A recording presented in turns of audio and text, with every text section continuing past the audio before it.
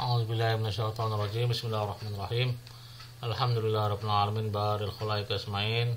Wa sallallahu ala Muhammadin wa ala tahirin wa ashabil mayamin. Asyhadu an la ilaha illallah wahdahu la syarikalah wa asyhadu anna Muhammadan abduhu wa rasuluh. Allahumma shalli ala Muhammad wa ala Muhammad. Assalamualaikum warahmatullahi wabarakatuh. Alhamdulillah, untuk pertemuan kali ini ya, kita akan lanjutkan pengantar usul fikih ya. Sebagaimana sudah kita beritahukan sebelumnya, bahwa nanti kita akan jelaskan sedikit berkaitan dengan sumber-sumber hukum Islam ya. Karena pertemuan sebelumnya belum sempat kita jelaskan ini ya. Kita jelaskan dan nanti satu persatu supaya jelas ya bagi anak-anak. Sumber-sumber hukum Islam ada dua ya. Ada sumber pokok. Sumber pokok itu sumber yang sudah paten ya, itu paten ya. Sudah disepakati langsung itu semuanya ya. Nah, sumber pokok itu apa saja ya? Sumber pokok hukum Islam yang pertama adalah Al-Qur'an itu ya, Al-Qur'an.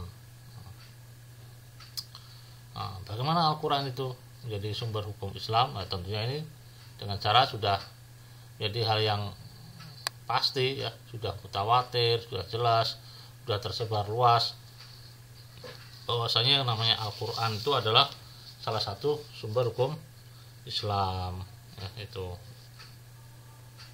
Nah, penjelasannya seperti apa kita bisa lihat ya. Tidak diragukan lagi bahwa Al-Quran adalah sumber pertama bagi hukum-hukum dan aturan-aturan Islam. Ini jelas ya. Tentu saja ayat-ayat Al-Quran tidak terbatas pada hukum-hukum dan peraturan ya, itu. Dalam Al-Quran itu walaupun Al-Quran sebagai sumber hukum Islam ya, tetapi tidak berarti menunjukkan bahwa semua isi Al-Quran tentang hukum Islam. Tidak. Justru hukum Islam dalam Al-Quran itu hanya sekian persen saja ya kan itu ya. Nah, kita lihat tentu saja ayat-ayat Al-Quran tidak terbatas pada hukum-hukum dan peraturan saja. Nah, itu. Dalam Al-Quran telah diperkenalkan beratus jenis persoalan yang berbeda-beda. Ya, kan, itu. Tetapi sebagian ya, dari Al-Quran, sekitar 500 ayat kurang lebih, dari jumlah keseluruhannya 6.660 ayat. Sekitar itu, yakni sekitar 1/13 dari Al-Quran. Itu yang berkaitan dengan hukum Islam. Bayangkan ya.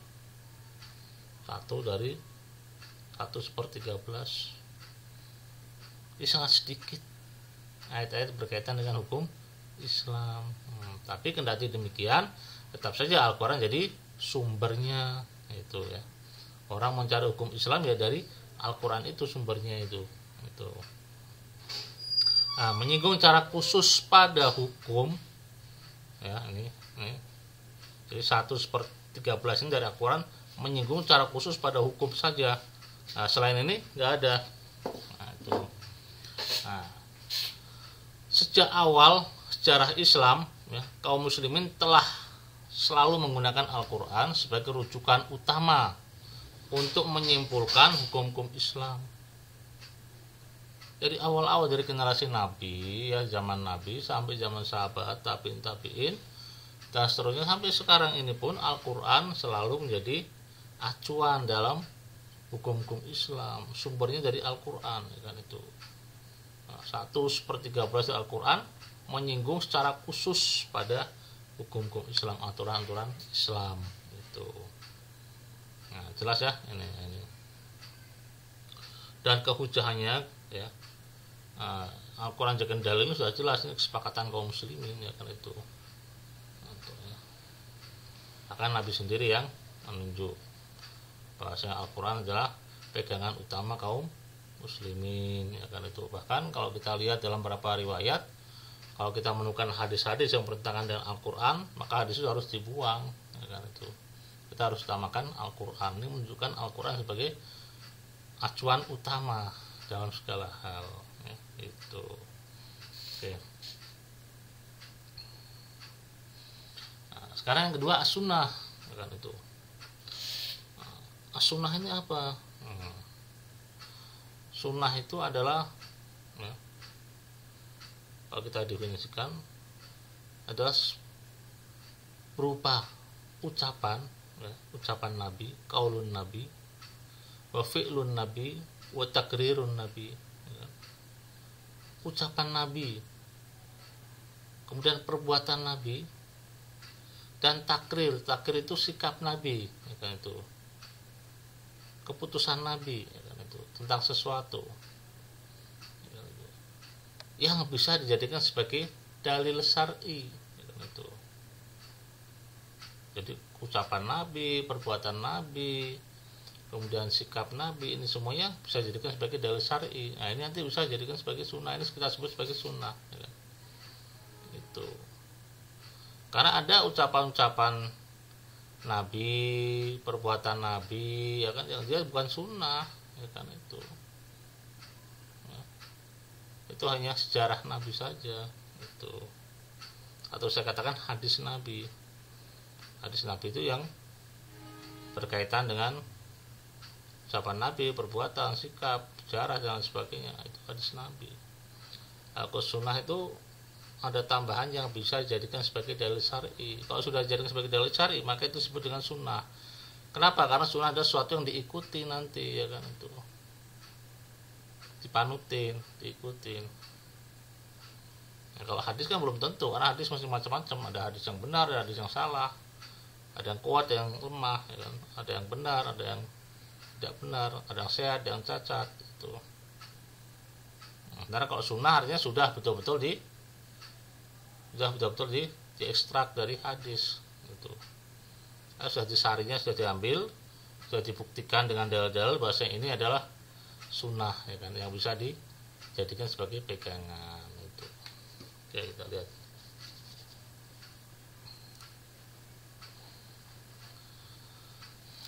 Sunnah berarti kata-kata, tindakan, dan pembenaran melalui diamnya Nabi dan para imam. Ini tentunya kalau ahlul bait, ya. Telah jelas bahwa jika Nabi telah menjelaskan secara lisan tentang suatu hukum tertentu, atau jika diketahui bahwa orang lain melaksanakan kewajiban agama tertentu semasa beliau dengan suatu cara yang memperoleh berkah dan izin beliau. Ini takrir, ya, itu. Kita lihat. 1. Nabi telah menjelaskan secara lisan tentang suatu hukum tertentu. Ini kauli. Sunnah kauli, ya. Sunnah berkaitan dengan lisan, ucapan. Nabi mengatakan seperti ini, ya itulah sunnah Nabi, ya kan? Bisa dipegang tentang hukum suatu. Atau jika diketahui bahwa orang lain melaksanakan kewajiban agama tertentu semasa beliau dengan suatu cara yang memperoleh berkah dan izin beliau, ini takrir, ya kan, itu. Jadi kalau ada sahabat melakukan sesuatu sementara Nabi melihat dan Nabi memberkahi artinya Nabi mendiamkan itu, ya. Mendiamkan sahabat tersebut melakukan sesuatu perbuatan. Ini berarti menunjukkan Nabi memberikan izin atas perbuatan itu. Diamnya Nabi itu takrir, keputusan beliau. Karena kalau sahabat itu salah, Nabi pasti akan menegurnya, akan memberitahukan. Ketika Nabi diam, itu berarti Nabi memberkahi dan memberikan izin bahwasanya itulah cara yang disetujui oleh Nabi. Nah, itu namanya takrir, ya, itu. Artinya bahwa dengan diamnya sebenarnya beliau memberikan persetujuan, ya, itu. Nah, kemudian tentang perbuatan Nabi, ya kan, itu. Nabi melakukan sesuatu, kemudian para sahabat melakukannya, menirukannya. Nah, ini namanya fi'lun Nabi, ya, itu. Oke. Kita baca lagi.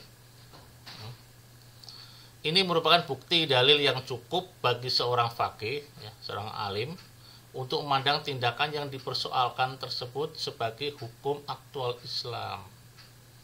Nah, ini hukum yang bisa dipraktekkan, ya, hukum diaktualisasikan, dipraktekkan, diterapkan, ya, itu, direalisasikan, ya, diwujudkan, itu. Nah, pada tindakan yang real, yang nyata, ya, itu. Jadi ini semuanya kaul, ucapan, fi'lun, perbuatan, takrir, keputusan Nabi. Ini adalah bukti atau dalil yang cukup bagi seorang faqih, seorang alim, untuk memandang tindakan yang dipersoalkan tersebut sebagai hukum aktual. Memandang apa? Memandang tindakan tadi, baik itu ucapan, ya kan, memandang suatu, ya, baik itu perbuatan, baik itu keputusan, ya. Nah, itu semuanya dipersoalkan, ya, suatu yang dipersoalkan tadi sebagai hukum yang bisa direalisasikan, yang bisa diwujudkan, ya, itu bisa diterapkan, bisa dijalankan. Memang tugas seorang faqih, seorang alim nanti seperti itu, ya. Dia meneliti hadis Nabi, ucapannya, perbuatannya, ya kan, keputusannya itu. Oke, mengenai definisi sunnah telah menjadi kesepakatan atau hujah bahwa tidak ada perbedaan pendapat dan tidak ada ulama yang menentangnya, ya. Artinya sunnah Nabi ini yang menjadi hujah, menjadi dalil buat kita. Ya kan, kamu kenapa sholatnya seperti ini? Karena ada sunnah Nabi yang mengatakan seperti ini. Nah, itu namanya hujah, bukti buat kita, ya kan, itu dalil buat kita, ya kan, itu. Jadi nggak ada ulama yang menentangnya, ya kan, itu. Memang ada sebagian kelompok-kelompok kecil yang disebut dengan ingkaru sunnah. Nah, sekarang nggak ada sih, itu hampir tidak terdengar lagi kelompok seperti itu. Ingkar sunnah itu artinya dia hanya berpegang pada Al-Quran saja, mengingkari sunnah itu karena begitu banyak bercampur aduk antara benar dan salah, akhirnya mereka tidak memakai semuanya, ditinggalkan sunnah itu, yang dipakai hanya Al-Quran. Nah, ini kelewatan, ya kan, itu. Dia tahu sholat 3 rakaat atau 4 rakaat dari mana kalau bukan dari sunnah? Cara-cara sholat sedekap atau lurus dari mana? Ada kunut atau tidak dari mana? Lalu dia sholat menggunakan Al-Quran, apa yang didapat dari Al-Quran tentang cara sholat? Kan tidak bisa itu, ya. Gitu. Jadi mau tetap harus menggunakan sunnah. Gitu.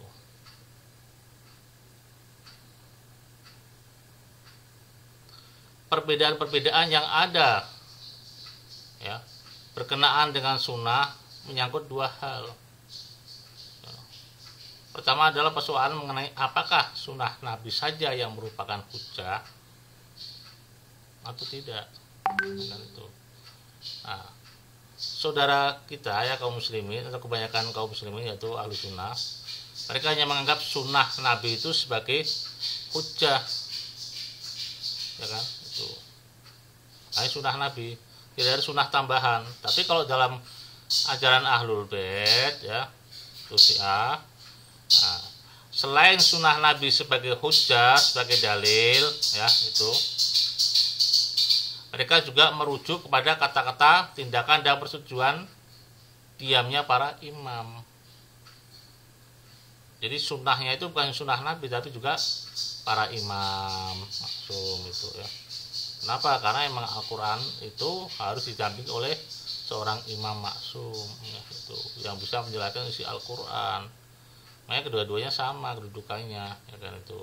Bagaimana dalam hadis Nabi, ya, itu. Nah, ini hadis yang terkenal tentunya.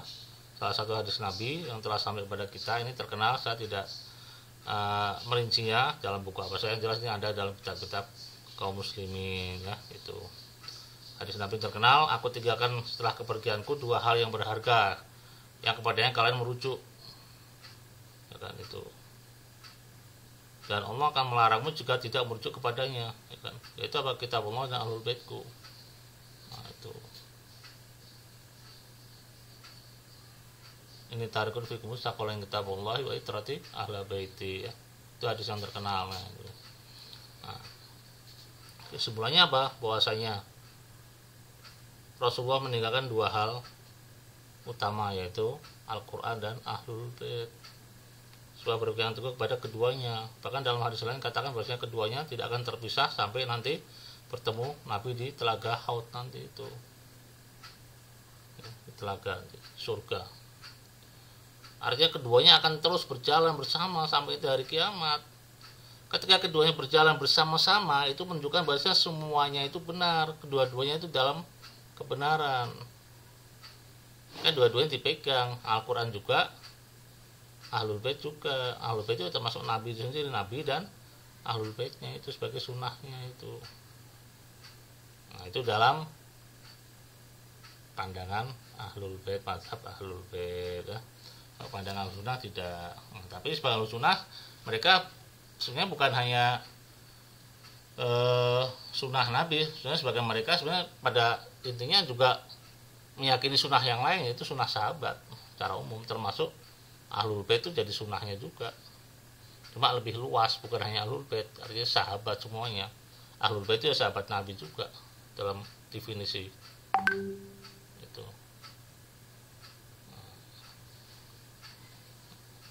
Jadi itu berapa pandangan saja ya. Oke, kita lanjutkan ijma.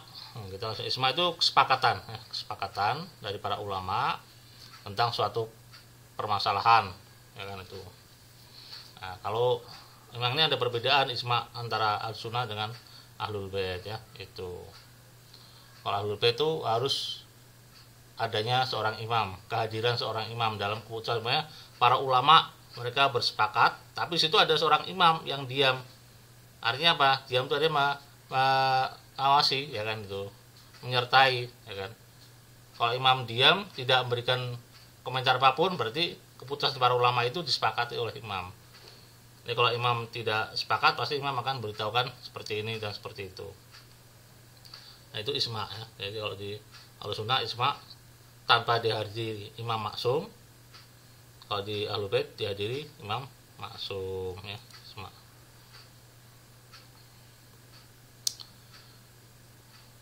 Ijma berarti kesepakatan dengan suara bulat dari para ulama atas suatu persoalan tertentu. Menurut pendapat Syiah, ijma merupakan hujjah. Ya, karena jika muslim memiliki kesatuan pandangan, ini merupakan bukti bahwa pandangan tersebut telah diterima dari Nabi. Ya, tidaklah mungkin semua muslimin mempunyai pandangan yang sama atas sebuah masalah jika pandangan itu bersumber dari diri mereka sendiri. Nggak mungkin semuanya itu sepakat pada hal-hal yang jelek, yang tidak baik. Nggak mungkin tuh. Hampir mustahil seperti itu. Ketika semua sama melakukan hal yang sama, itu menunjukkan bahwa itu benar, kesepakatan itu adalah benar ya kan itu. Ini namanya ijma ya. Itu tentunya sekali lagi tadi kita sudah sebutkan perbedaan ijma di Ahlussunnah dengan di Ahlul Bait seperti itu. Ahlul Bait kesepakatannya harus ada kehadiran seorang imam yang mengontrol, mengawasi gitu ya. Tuh. Nah, ini bisa kita lihat. Jadi jika di masa kita ini terjadi konsensus ya, musyawarah tentang suatu masalah yang didukung oleh semua ulama tanpa kecuali, nah, sama sekali bukan merupakan hujah bagi ulama kemudian ya kan itu. Nah, kedua, dalam pandangan Syiah, ijma bukanlah hujah sejati dalam dirinya sendiri, tapi ia merupakan hujah sejauh ia menjadi alat untuk menjelaskan hadis-hadis Nabi. Tapi dalam pandangan ulama dari saudara-saudara kita Ahlussunnah, ijma dengan sendirinya merupakan suatu bukti ya kan itu. Jadi kalau di Syiah itu bukan sebagai bukti utama sekali, tidak ya kan itu. Saya bukti utama itu karena kehadiran imam ya kan itu. Kalau imam dia memberikan kesepakatan seperti itu berarti bisa dipakai. Tapi kalau imam tidak ada ya ijma itu sebenarnya tidak berlaku dalam Ahlul Bait itu. Makanya dalam pandangan Syiah, ijma bukanlah hujah sejati, bukan hujah sejati. Artinya pada dirinya sendiri, pada zatnya ijma itu sendiri tidak memiliki bobot yang kuat, bukan merupakan hujah sejati, ya kan itu bobot yang kuat dalam kehujahannya itu. Tapi dia menjadi hujah kenapa? Karena hadirnya seorang imam. Nah, itu. Oh, imam setuju dengan kesepakatan para ulama, nah, baru jadi hujah. Jadi hujahnya karena kehadiran imam itu, bukan karena ijma'nya itu. Nah, ini menurut Ahlul Bait itu.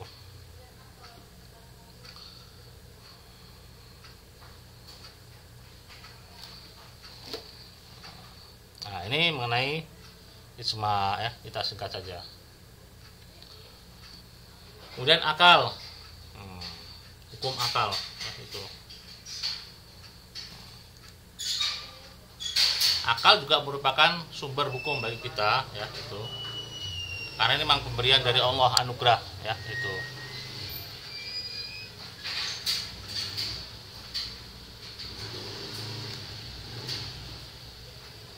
Nah, anugerah dari Allah Subhanahu wa taala yang diberikan kepada hambanya ya itu, supaya memanfaatkan apa yang telah diberikan kepada manusia. Nah, ini supaya digunakan akal itu, sehingga akal jadikan sebagai salah satu bukti hujah ya kan itu, dalil buat kita ya kan itu. Kenapa? Makanya kalau seperti memukul itu buruk, itu hukumnya dari mana? Dari akal, bukan dari syariat. Benar, syariat ada, Al-Quran melarang hal yang seperti itu, mendolimi orang lain ya kan. Tapi ya kan itu, di tempat-tempat yang mereka tidak mengenal mengenai Al-Quran apapun, mereka taunya dari mana kalau memukul itu buruk, merampas itu buruk? Ya dari akal. Kenapa? Karena akal pada dasarnya sama ya. Akal manusia semua sama. Ketika melihat yang buruk ya dia tidak setuju. Oh ini tidak baik ya kan, membunuh tidak baik, merampas tidak baik, menyakiti orang lain tidak baik. Itu hukum akal itu. Makanya dalam ajaran Ahlul Bait ada baik dan buruk menurut akal ya kan itu, bukan baik dan buruk secara syar'i ya kan itu. Tanpa syariat pun akal sudah bisa mengetahui ini baik buruknya ya kan itu.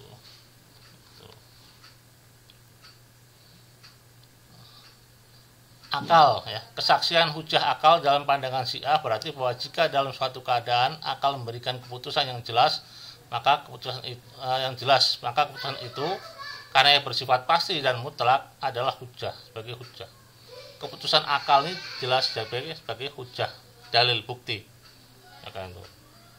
Ketika kita katakan ada orang yang merebut barang orang lain, kita katakan itu jelek, orang ini harus dihukum, itu akal yang mengatakan seperti itu, dia berhak dihukum. Ini sudah hukum, sudah hujah, sudah sebagai dalil ya kan itu. Itu tidak baik kan itu. Nah, baik nanti Al-Quran menyatakan seperti itu atau tidak, yang jelas itu buruk ya kan itu. Nah, pertanyaan yang muncul di sini adalah apakah hukum-hukum syariat berada dalam daerah kekuasaan akal atau tidak? Dan untuk pertanyaan ini kami akan memberikan jawabannya ketika membahas nanti generalitas atau keadaan umum usul fikih, nanti kita bisa tahu ya kan itu. Biasanya kedudukan akal itu seperti apa ya kan itu.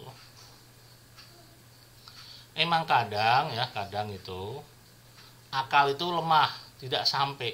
Akal itu kadang belum bisa menilai hikmah syariat.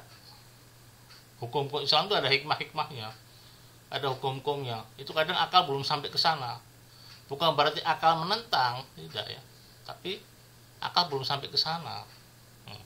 Nanti kita akan sebutkan pokoknya tentang mengenai kias ya. Pembahasan kias nanti kita akan sebutkan sebagai sumber Islam cadangan. Nanti ada kias namanya analogi. Atau membanding-bandingkan itu. Nah, itu nanti akan ketahuan bahwasanya akal itu dalam keadaan tertentu dia tidak mampu untuk menyadap atau meraba tentang hikmah-hikmah syariat. Kenapa seperti ini? Kan itu tidak bisa. Tapi berarti menentang ya. Al-Quran tidak menentang, tapi akal belum sampai ke sana. Itu saja kelemahan akal ya kan itu. Ya, syariat kadang lebih diunggulkan itu daripada akal, karena akal punya kelemahan dalam menilai syariat, belum mampu ke sana. Tapi sekali lagi bukan berarti akal itu menentang syariat. Itu harus diingat-ingat ya. Tuh.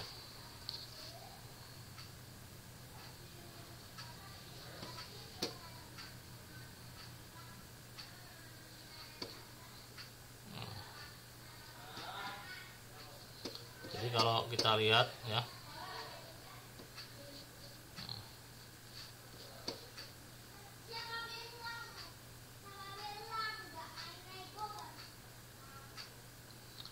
kita lihat ya, bentar, ini kita lihat dulu, bentar, sedikit, kita cek lagi ya.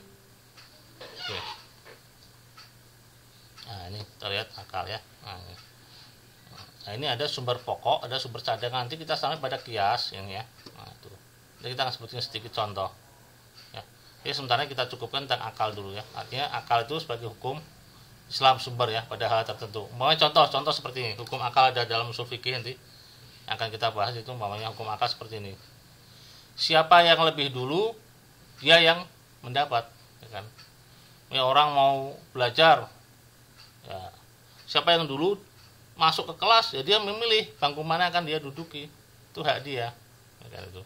Mau di depan, mau belakang atau tengah, nah itu akal menghukum seperti itu. Atau umpamanya muqaddimatul wajib, ya kan? Muqaddimah untuk yang wajib ya wajib, ya kan itu. Umpamanya orang mau sholat harus wudu dulu, ya wudu ini muqaddimah bagi sholat. Kalau sholatnya wajib maka muqaddimah atau syarat untuk wajib itu ya harus wajib juga. Nah ini hukum akal namanya ya. Itu muqaddimah ya perantara yang sebelumnya itu ya. Itu sebelum sholat harus wudu, ya wudu ini sebagai muqaddimah. Nah, muqaddimahnya untuk hal yang wajib yaitu sholat, ya hukumnya wajib itu karena harus. Nah ini hukum akal contoh ya. Nah, jelas ya. Itu oke. Nah kita lanjut pada sumber cadangan. Ini sumber pokok itu sudah ya 4, Al-Quran, Sunnah, Ijma, akal. Sekarang yang sumber cadangannya ada kias. Kias itu analogi ya, membanding-bandingkan lah, menyamakan sesuatu hukum dengan hukum yang lain. Oke. Nah, ini sebenarnya bagian dari instrumen istihad nih nanti. Jadi kita sebutkan dalam awal pengantar itu ya, bahasanya istihad zaman setelah Nabi ya, para sahabat beristihad, mereka menggunakan atau mengeluarkan hukum-hukum Islam. Nah ini diantaranya seperti ini ya, walaupun dulu belum ada istilah-istilahnya ya itu. Kias analogi adalah menghubungkan sesuatu kejadian dengan suatu kejadian yang tidak ada hukumnya dengan kejadian lain yang sudah ada hukumnya, karena antara keduanya terdapat persamaan ilat itu sebab. Nah itu contohnya ya kan, mengharamkan minuman keras seperti bir dan whisky. Haramnya minuman keras ini dikiaskan ya, disamakan, dianalogikan dengan khamr yang disebut dalam Al-Quran, karena ada keduanya terdapat persamaan ilat, persamaan sebab, yaitu apa? Sama-sama memabukkan. Itu bir, whisky, narkoba yang memabukkan itu semuanya sama dihukumi, ya kan itu. Nah, dalam hadis katakan seperti ini ya, kullu muskirin haram, ya kan itu. Setiap yang memabukkan itu haram. Itu. Atau kalau dalam mantik ya, dalam logika ada kata seperti ini. Ada muqaddimah dulu. Ya. Al-khamru muskirun, ya kan itu. Khamr itu memabukkan. Wa kullu muskirin haramun, dan setiap yang memabukkan itu haram hukumnya. Maka apa? Khamr itu haram hukumnya. Nah, ini dalam logika mantik ya itu. Nah, kias itu menyamakan seperti itu ya gitu. Kalau al-khamru itu muskirun, khamr itu memabukkan ya, maka barang-barang sejenis dengan khamr itu sama hukumnya. Yaitu apa? Ekstasi, terus sabu-sabu dan lain sebagainya, whisky dan macam-macam bentuk bir dan lain sebagainya, itu sama dengan khamr. Kenapa? Karena muskirun, sama-sama memabukkan, dan setiap yang memabukkan itu haram. Maka barang-barang yang sama dengan khamr, whisky, jenis-jenis narkoba, ya, ganja dan lain sebagainya, itu haram karena dia memabukkan. Jadi ilatnya apa, alasannya apa, sebabnya apa? Sebabnya karena memabukkan, karena ada kesamaan ilat tadi ini. Ilat itu alasan, sebabnya. Kenapa diharapkan? Ya karena memabukkan tadi itu. Muskirun, itu. Jelas ya? Itu. Kiasnya seperti ini. Itu.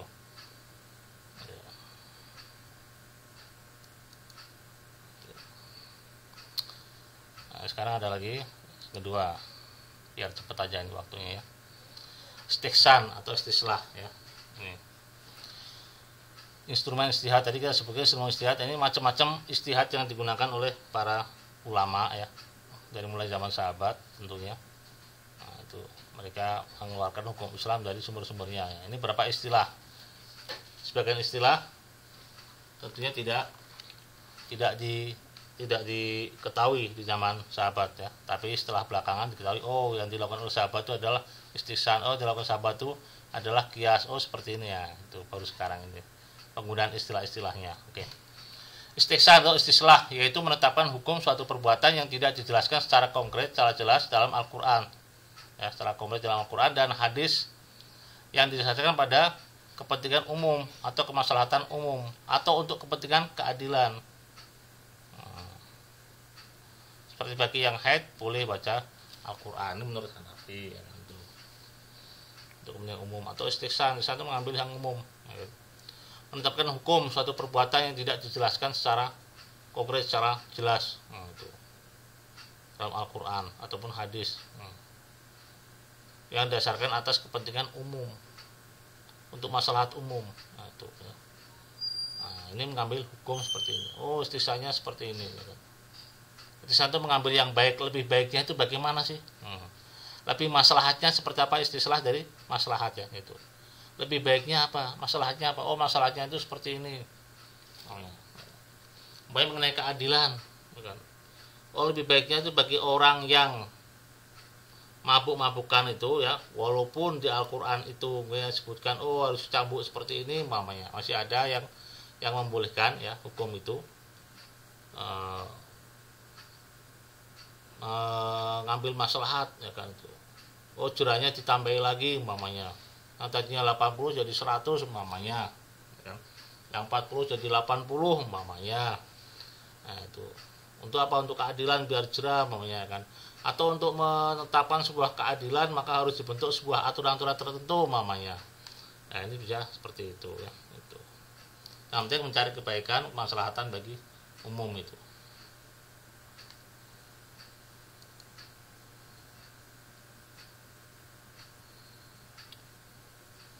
Istisab yaitu meneruskan berlakunya suatu hukum yang telah ada dan telah ditetapkan suatu dalil sampai ada dalil lain yang mengubah kedudukan dari hukum tersebut. Seperti ragu batal wudhu atau belum, ditetapkan pada kondisi sebelumnya. Umpamanya orang habis wudhu, kemudian setelah berapa saat dia ragu bahwasanya wudhu itu batal atau tidak. Kan itu. Jadi berlakunya satu hukum yang telah ada ya, itu, dan telah ditetapkan suatu dalilnya sampai ada dalil yang lain yang mengubahnya kedudukan dari hukum tersebut. Ya. Jadi yang pertama kita ada hukum bahwasanya kita sudah wudhu. Ini dalil, suatu dalil ya, itu kita sudah wudhu. Yang kedua ada keraguan. Setelah itu kita ragu tentang wudhu kita batal atau tidak. Maka ketika kita ragu pada suatu persoalan yaitu wudhu kita, apakah ini masih ada atau tidak, sudah batal atau belum, maka ditetapkan pada kondisi sebelumnya. Kondisi sebelumnya apa? Sebelumnya dalam keadaan wudhu. Maka orang yang ragu setelah dia wudhu tidak dianggap keraguannya, dilanjutin saja. Ini namanya istisab, mengambil hukum awal. Hukum awalnya apa? Dia sudah wudhu ya. Sudah ngambil air wudhu. Nah, setelah berapa saat, 1 jam, 2 jam atau berapa waktu, dia ragu apakah dia sudah wudhu atau belum ya, itu. Oke, kita lanjutkan lagi.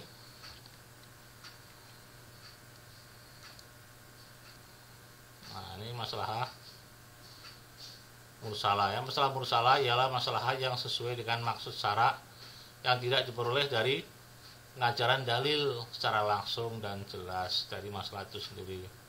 Contohnya apa? Contohnya ya peraturan lalu lintas, bayar cukai dan lain sebagainya. Masalah mursalah ada masalah yang dibiarkan begitu saja ya. Itu artinya tidak ada syariatnya, itu tidak ada dalil-dalil hukum syar'inya ya kan itu. Yang penting ini untuk kebaikan, ada maslahatnya, membuat aturan di sebuah warga Semuanya seperti sekarang ini untuk kemaslahatan kesehatan di zaman pandemi seperti ini ya peraturannya keluar, yaitu apa, harus menggunakan masker. Nah itu menjaga protokol kesehatan, masker, menjaga jarak, mencuci tangan. Nah ini aturan-aturan, ini kita sebut maslahah mursalah dalam instrumen istihad ya. Itu tidak ada syariatnya ya, tapi itu ditetapkan oleh aturan itu. Oke, kita lanjut lagi. Nah, ini yang kelima yaitu dhara'i gitu ya. Nah, ini instrumen istihad. Dhara'i artinya perantara ya, wasilah itu. Yaitu pekerjaan yang menjadi jalan untuk mencapai maslahah atau untuk menghilangkan mudarat ya kan itu. Berzina haram. Maka sesuatu yang bisa mengantarkan seseorang pada berzina itu juga haram. Itu. Ini dhara'i wasilah. Ya. Jadi melihat aurat orang lain pun juga haram karena bisa membawa menyeret dia kepada hal yang zina. Itu. Ini dhara'i namanya ya. Oke, lanjut lagi. Yang terakhir.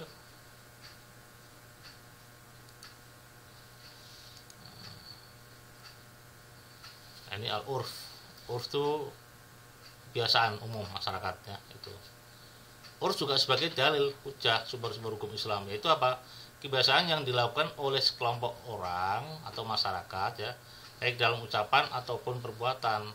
Itu. Seperti pesan barang dengan bayar duluan dan barang menyusul. Nah, itu. Ini urf, orang seperti itu, ya kan itu. Kalau orang pesan barang dengan bayar duluan dan barang muncul sudah aturan ya kan. Dalam online kita pesan barang di online banyak seperti itu aturannya, itu sudah urf, kebiasaan, jadi nggak bisa dilanggar, itu sudah jadi bukti sebagai dalil itu ya itu. Nah ini yang harus diperhatikan, ini urf, kebiasaan, dan banyak lagi ya kebiasaan-kebiasaan yang bisa kita gunakan itu dalam sebuah masyarakat atau apa, adat-adat itu juga sebagai dalil itu. Adat orang masuki wilayah ini harus pakai pakaian seperti ini ya, itu adat, itu harus urf, itu harus aturan, itu nggak bisa ditentang itu ya. Nah ini sumber-sumber hukum Islam baik yang pokok ataupun cadangan yang tersisa dari penjelasan sebelumnya. Mudah-mudahan ini bisa bermanfaat buat kita ya. Kita akan lanjutkan nanti pada pertemuan akan datang pada bab yang baru lagi ya, mengenai pembagian hukum ya. Nah ini pengantar sudah cukup. Kita akhiri, wa ma taufiq illa billah. Assalamualaikum warahmatullahi wabarakatuh.